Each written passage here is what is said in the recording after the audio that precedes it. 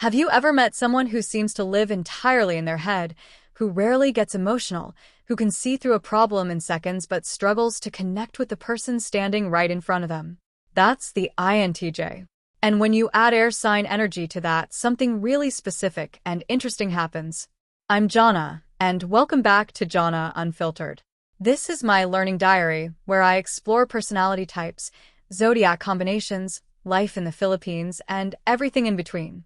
Today we're continuing the INTJ Zodiac series, and this time we're looking at INTJ combined with the three air signs. That's Gemini, Libra, and Aquarius. Before I get into it, a quick disclaimer. I don't take zodiac signs as absolute truth, and I don't think they fully define who anyone is. I use them as a lens for reflection. Take what connects with your experience, and leave the rest. I'm also not an astrologer or psychologist. I'm just someone who finds these patterns genuinely interesting and enjoys learning about them and sharing what I find. I'm an INFJ myself, actually, and an Aquarius. So I'm studying this type from the outside, with genuine curiosity. All right, let's get into it. First, a quick overview of INTJ for anyone still getting familiar with this type. INTJ stands for introverted, intuitive, thinking, and judging. This is one of the MBTI types most commonly described as the strategist or the architect. People who identify with this type are typically long-term thinkers. They see systems and patterns. They prioritize logic and efficiency over emotion. They're independent, private, and they often have a very clear vision of how things should work and significant frustration when they don't. What makes INTJs especially distinctive is that their intelligence tends to be quiet but comprehensive. They're not usually the ones talking the most in a room, but they've often already thought through the conversation several steps ahead. They form opinions carefully and hold them firmly. And they don't typically change their mind based on social pressure, only based on better information. Now, air signs. In astrology, the three air signs are Gemini, Libra, and Aquarius. What these three have in common is that they're all oriented around the mind, around ideas, communication, and thinking. Air energy is generally described as curious, conceptual, and social in an intellectual way. It's interested in how things connect, how people think, what ideas mean in a larger context. So when you combine INTJ with air sign energy, you're adding intellectual curiosity, communicative capacity, and a kind of conceptual openness to an already analytical and independent personality. The result is someone who doesn't just want to solve problems. They want to understand the entire framework around the problem, and ideally they want to be able to articulate that understanding clearly. I call this combination the objective theorist, and I think that name fits. Let me go through each air sign separately, because while they share the air element, they bring different specific qualities to the INTJ personality. Starting with Gemini. Gemini covers people born roughly between late May and late June. It's associated with mental speed, curiosity, adaptability, and a genuine love of information. Gemini energy wants to know a little bit about everything. It gets energized by variety, by new angles, by the challenge of explaining something complicated in a simple way. The INTJ Gemini is probably the most intellectually restless version of this type. The INTJ's natural inclination toward deep, focused thinking gets paired with Gemini's pull toward breadth and variety. The result is someone who collects ideas and connections the way other people collect objects. They can draw a line between a pattern they noticed in social behavior and a concept from economics and a development in technology and see how they all connect. That kind of cross-domain thinking is genuinely unusual and can produce very original insights. They're also more likely to be verbally engaged than a typical INTJ. Gemini energy loosens up the natural introversion somewhat and makes communication feel less like a burden and more like a tool for exploring ideas.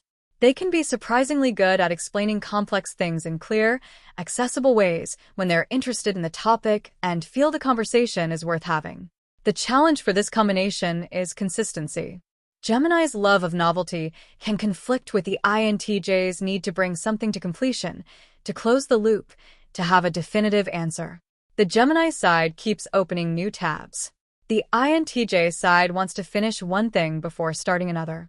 The tension between those two impulses can lead to mental exhaustion, or to a trail of interesting ideas that never fully develop into the actionable plans they could have been.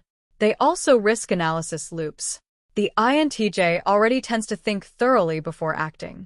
Gemini adds more angles, more possibilities, more what-ifs. And if that's not managed deliberately, the thinking can outlast the opportunity to act. Now, let's talk about Libra. Libra covers people born roughly between late September and late October. It's associated with balance, fairness, social intelligence, and a strong sense of justice. Libra energy pays attention to how things relate to each other. It's sensitive to imbalance, whether that's in an argument, a relationship, or a system. It wants things to be fair, considered, and well-reasoned from multiple perspectives. The INTJ Libra is, in many ways, the most socially aware version of this type. The INTJ's natural strength in strategic thinking gets paired with Libra's genuine interest in understanding other people's perspectives and finding workable solutions that hold up under scrutiny from multiple directions. This person doesn't just think about what's most efficient. They also think about what's most equitable, about how a decision will be perceived, and whether it will hold up to being tested from different angles. This makes the INTJ Libra particularly effective in roles that require both analytical clarity and the ability to build consensus. They're not the type who only considers one perspective and moves forward. They actively gather different viewpoints and then analyze them against each other to find what's actually correct, not just what's convenient. The challenge for this combination is decisiveness. Libra is associated with a kind of deliberate weighing that can, when taken too far, become indecision. The INTJ already tends to think extensively before committing. Adding Libra's need to consider all perspectives can compound that into a loop where every possible decision has been mapped, but none has been chosen. The INTJ's usual strength, the clarity of a well-formed conclusion, can get delayed when Libra keeps adding another angle to consider. There's also a social dimension worth mentioning. Because Libra pays attention to how things land socially, the INTJ Libra tends to be more aware of relationships and social dynamics than a typical INTJ. They're more likely to consider the human element of a decision alongside the logical one. That makes them better in collaborative environments than most INTJs. But it can also create internal tension because the INTJ core values logic and clarity, and Libra's social consideration sometimes points in a different direction than pure logic would. Now, let's get to Aquarius. Aquarius covers people born roughly between late January and late February. It's associated with innovation, independence, unconventional thinking, and a strong orientation toward the future and toward collective progress. Aquarius energy doesn't follow the crowd. It's genuinely interested in what could be, in systems that don't exist yet, in ideas that are ahead of their time. The INTJ Aquarius is probably the most visionary version of this combination. Both INTJ and Aquarius are future-oriented. Both are independent thinkers who don't particularly care about tradition for its own sake. Both are willing to hold a position that the majority doesn't understand or hasn't arrived at yet. And when those two things reinforce each other, what you get is someone who is genuinely decades ahead of their time in certain areas of thinking. This combination tends to produce people who build original frameworks. They're not just applying existing models to new situations. They're questioning the models themselves and developing alternatives. They're the kind of thinkers who make other people uncomfortable not because they're hostile, but because they've noticed something that disrupts an assumption everyone else was relying on. The challenge for this combination is connection. Both INTJ and Aquarius can become so focused on systems, ideas, and the abstract future that the actual people in their immediate life get less attention. The irony is that Aquarius often has a strong value around humanity and collective well-being. But that caring can be directed at humanity in the abstract while the individuals right in front of them feel overlooked or unreached.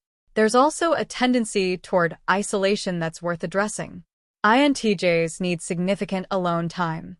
Aquarius, while social in an intellectual sense, also values independence and can sometimes distance themselves from others out of a sense that most people simply don't think at the same level. Together, those two qualities can create someone who has a vast intellectual life and a very limited circle of people who genuinely know them.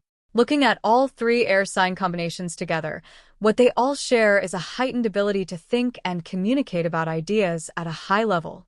They're all more articulate and more conceptually flexible than a typical INTJ. The air element opens up the usually closed and private INTJ in specific ways. Not emotionally necessarily, but intellectually. The consistent challenge across all three is that intellect and connection are two different things. Being able to analyze a problem brilliantly doesn't automatically produce the ability to relate warmly to another person. And all three of these combinations need to be deliberate about building and maintaining genuine human relationships, rather than expecting that being interesting to talk to is the same as being emotionally present. The INTJ with air sign energy is not a cold or uncaring person. They care very much. They care about systems, about truth, about making things better. They care about the people they love, even if they don't always show it in obvious ways. What they need to learn is that caring about ideas and caring about people are both necessary, and neither one can fully substitute for the other. Before I close, I'd love to hear from you. If you're an INTJ and you're also one of these air signs, which part of this felt most accurate to your actual experience? And if you're an INFJ like me, do you find the INTJ perspective on things genuinely interesting? Or is it a little frustrating how much they prioritize logic over everything else? Drop it in the comments, because I always find this kind of comparison between the types really interesting to explore with other people. Thanks for watching. If this video resonated with you, please consider hitting the subscribe button. I want to be upfront and share that I use this text-to-speech voice to tell my stories because as a full-time ESL teacher, I have to be very careful with my vocal cords. Managing vocal nodules means I have to save my voice for my students, but I didn't want that to stop me from sharing these unfiltered thoughts with you.